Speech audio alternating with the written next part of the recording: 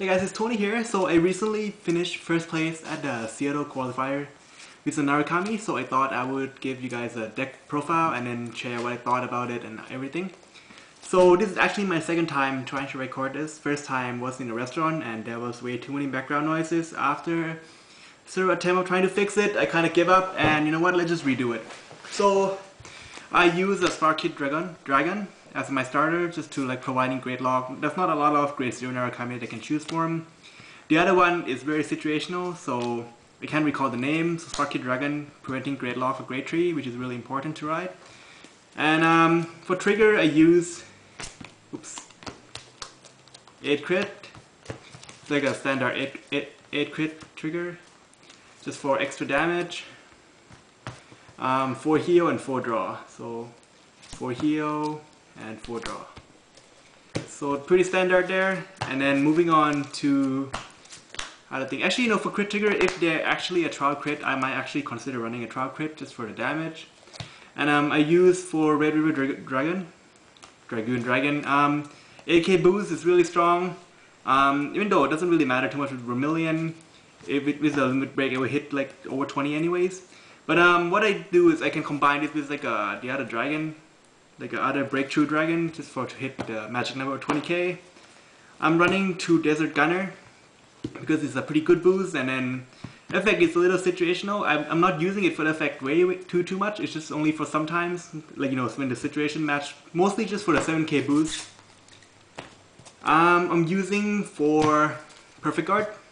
Pretty standard, you know, for guarding. Let's say like Azo attack you, you can't really do anything.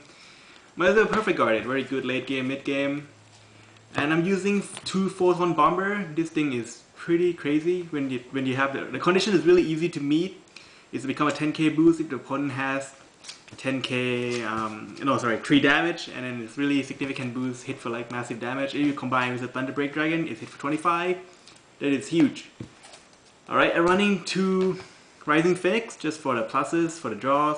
Pretty much because how do I say it? Because like you know, with this format where like a lot of gold paladin around, it's kind of important to have all the pluses that you can have, because by the time I ride to grade 3 I will have 2 soul. It's pretty much a free draw and free boost, because 5k is pretty much good enough to make it to make Vermilion hit a magic number. Running 2. Actually, you know, my old build used to run 4, but then I find a little too much because 5k boost is actually pretty weak, so 2 would just have to do for now. I'm running 2 10k vanilla for grade 2. Thunderstorm Dragon is a pretty standard 10k, good for rear guard, good for temporary vanguard. Running 3 Dead Sky Dragon. I know Counterblast should be used for Vermilion, but this thing is actually really good in order to gain pluses and take control of the game. So I'm running 3 of this. You kind of have to think a little bit before using this effect, because Vermilion is technically the main idea of this deck. So I'm running 2, man, this guy name is pretty long. Demonic Dragon Berserker Garuda. I'm running 3 of these just for like, you know, kind of like force block, or just getting my my Counterblast back. So it's pretty good. Running 3. And running 2 Hextech Wyvern. Okay, so a lot of I believe receiving a lot of hate for this guy. I actually find it's pretty good because most likely I will try not to use my Sparkit Dragon at all, just for like, you know, I just want it there for boost, even though it's not like a significant boost. But with this guy together, we'll hit for 15k, and with Phoenix we'll hit for 16 magic number for like some Gold Paladin, some Spike Brothers, and you know, more Grapplers. And I know 8k is pretty weak, preferably not to ride this on Vanguard, but for rear guard it is hit for a pretty good number. So yeah, running 2. And of course running 4 Vermilion. Kind of like the only reason this deck is actually somewhat decent. So running 4 Vermilion, a little bit very crazy. Hit all the rear guard in the front, really crazy, good pluses. And I'm running 1 Thunderbreak Dragon. I usually don't ride this early game unless I really have to. Late game, hit the limit break plus 5k, actually pretty significant after using Vermilion effect already. And then it boosted with a Photon Bomber, hits for 25, that is huge number. I don't want to run Rai because we don't have a searcher like Garmor. You know, summon Garmor, search for the little guy to bump Garmor up. Narukami doesn't have that, so I don't want to run Rai, and that's why I just stick with one Thunderbreak Dragon. Actually, I don't know. I'll just explain later. Running one Breakthrough Dragon. If you boost this Red River Dragon, it's become 20k, which is a magic number. It's pretty good for rearguard. Pushing for game, hit for massive number. And the last card would probably have the most hate, controversial. I don't know. Some people say this makes sense and stuff like that. It's General Garrus.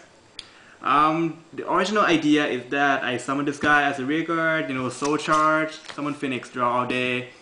I actually used to run 3 of these, just know this guy and I run 8 grade 3, run 3 of these and run 4 Phoenix. But then I recently changed to this.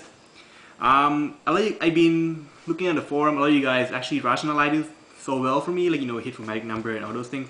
But if I have to tell you the truth, it's actually because I couldn't find more Breakthrough Dragon and I don't want to buy Thunderbreak Dragon for 10 bucks. So I was like, you know what, Garrus, you're gonna have to do. So I put one Garrus in there, kind of like a troll build. I actually didn't really get to use him that much. I actually didn't write him, I put him out as a rearguard before. I actually checked him in the final attack of my final match, and I thought it was a little funny, but yeah. Yeah, the truth is, I wouldn't run him if I have a choice.